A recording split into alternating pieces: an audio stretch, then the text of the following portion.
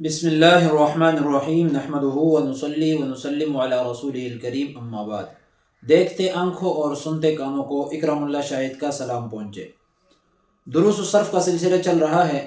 آج کے درس میں ہم اجوف واوی کا اسم مفعول بنانے کا طریقہ سیکھیں گے۔ یاد رکھیں، ایک درس ہم اس حوالے سے دے چکے ہیں، بتا چکے ہیں۔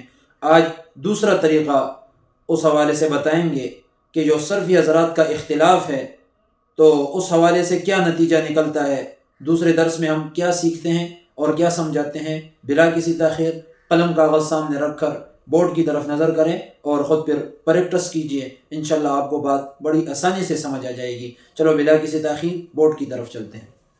سب سے پہلے ہم اجوفی واوی کا اسم مفعول لکھ لیں گے، بالکل اصل، مقبول، مقبولان، مقبولون، مقبول، مقبولان، مقبولون، مقبولۃ، مقبولتان، مقبولات۔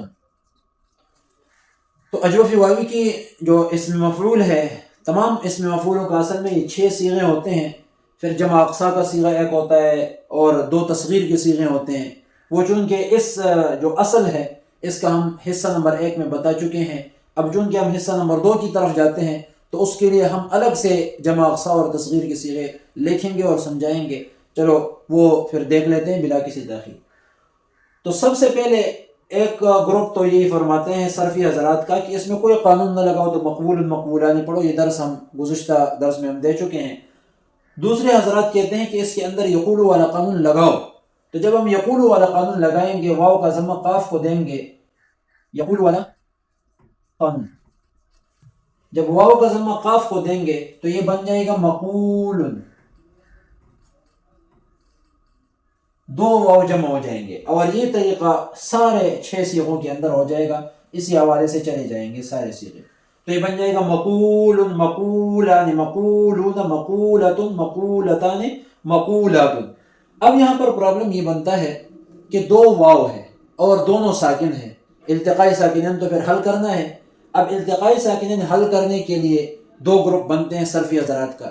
ایک گروپ تو کہتے ہیں کہ جو پہلا واو ہے اسی پہلے واو کو حذف کر لو، کیونکہ جو دوسرا واو ہے وہ علامت ہے، والعلامت لا تحذف، علامت تو حذف نہیں کیا جاتا، لہٰذا پہلے واو کو حذف کرو۔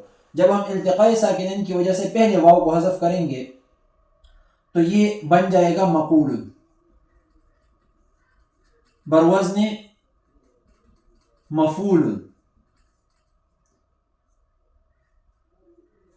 عین کلمہ تو حذف ہوا ہے التقائی ساکنین کی وجہ سے، تو جو بچا ہے وہ اضافی واو ہے، اس لیے بروزن میں بھی یہ زائد آ جائے گا، کیونکہ وزن کا طریقہ یہ کہ زائد اپنی جگہ پہ واپس آ جاتا ہے، وہ کسی حرف سے تبدیل نہیں ہوتا۔ تو یہ پھر ہمارا 6 سے بن جائے گا مقول، مقولان، مقولون، مقولۃ، مقولتان، مقولات۔ یہ ہمارے 6 صیغے بن گئے۔ اب ہم آتے ہیں جمع اقصا اور تصغیر کی طرف۔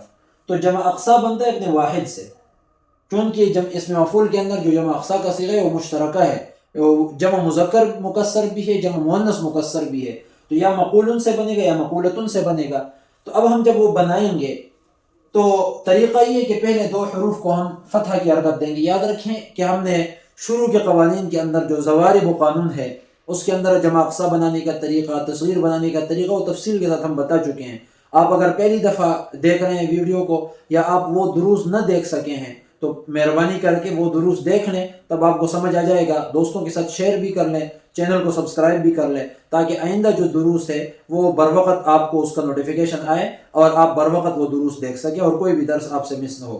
تو طریقہ یہ ہے کہ پہلے 2 حروف کو ہم فتحہ کی حرکت دیں گے، تو یہ بن جائے گا مقا، اور تیسری جگہ پھر الف علامت جمع اقصا لگایا جاتا ہے تو مقا بن جائے گا۔ اب ہمارے پاس بچتے ہیں 2 حروف، واو اور لام۔ واو اور لام، واو چونکہ زائد ہے اور شرائف والے قانون کے اندر ہم یہ پڑھ چکے ہیں کہ الف جمع اقصا کے بعد جب حرف علت آئے گا اور وہ زائد ہوگا تو بس آنکھیں بند کر کے اس کو حمزہ سے تبدیل کر لو، اور آخری حرف کا حرکت پھر عامل کے مطابق ہوگا، تو واو کو ہم حمزہ سے تبدیل کر کے اس کو کسرہ کی حرکت دے دیں گے، تو یہ بن جائے گا مقائل۔ اب پھر ہم تصغیر کی طرف چلتے ہیں، تو تصغیر کا طریقہ یہ ہے کہ پہلے حرف کو ہم پیش کی حرکت دیں گے، اور دوسرا قاف ہے تو اس کو زبر کی حرکت دیں گے، اور تیسری جگہ یا ساکنہ لگائیں گے، یہ یا ساکنہ تصغیر کی علامت ہے۔ اب اس کے بعد واو اور لام ہے، واو ہے، تو اب واو جب ہم لگائیں گے تو ایک ہی کلمے کے اندر واو اور یا جمع ہو جائے گا۔ تو قویل والا قانون اب قریب قریب ہم پڑھ چکے ہیں، قریب قریب دروس کے اندر اجوف کا جو سیکنڈ لاسٹ قانون ہے وہ قویل والا ہے۔ تو جب ہم اس قانون کو دیکھتے ہیں تو اس کا حصہ نمبر 1 ہمیں کہتا ہے کہ واو اور یا جب ایک کلمہ میں جمع ہو جائے تو پھر واو کو یا کرنا ہے اور یا کا یا میں ادغام کرنا ہے، لہٰذا وہ واو جب یہاں پر آئے گا تو مقیول بنے گا، تو اب مقیول کے بعد پھر مقیول رہے گا نہیں، بلکہ واو کو یا کرنا ہے اور یا کا یا میں ادغام کرنا ہے، تو یہ پھر بن جائے گا مقیل اور مقیلۃ۔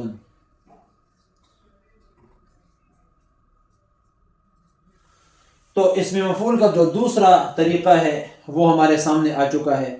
تو اب تیسری طریقے کی طرف چلتے ہیں، ہمارے ساتھ رہیے، انشاءاللہ اگلے درس کے اندر ہم پھر وہ تیسرا طریقہ بھی بتائیں گے، اور پھر اس کے بعد اجوف یائی کا اسم مفعول کیسے بنتا ہے وہ طریقہ بھی بتائیں گے۔ جب تک آپ ہمارے ساتھ رہیں گے، چینل کو سبسکرائب کریں گے اور دیکھیں گے اور سبق کو غور سے سنیں گے، قلم کاغذ بھی سامنے رکھیں گے، پریکٹس کریں گے انشاءاللہ۔ صرف کے حوالے سے جو آپ کے دلوں کے اندر اور آپ کے دماغ کے اندر جو اندیشہ ہے کہ مشکلیں سمجھ نہیں آتا، وہ اندیشہ اور وہ کھٹکا اللہ کے فضل و کرم سے آپ کے دل سے نکلے گا۔ امید کرتا ہوں آپ باقاعدگی سے دروس دیکھیں گے اور دعاؤں میں یاد رکھیے۔ اللہ حافظ، وآخر دعوانا ان الحمد للہ رب العالمین۔